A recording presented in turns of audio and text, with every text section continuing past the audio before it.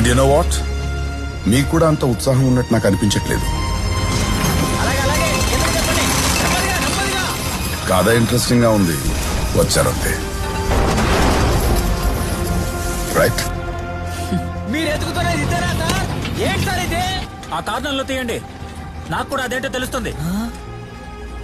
ఒక ప్రజాస్వామ్య దేశంలో 70 కోట్ల జనం మధ్య అంత పెద్ద సామ్రాజ్యం, అంత పెద్ద వ్యవస్థ ఎలా అనే ఉత్సుకత ఉంది.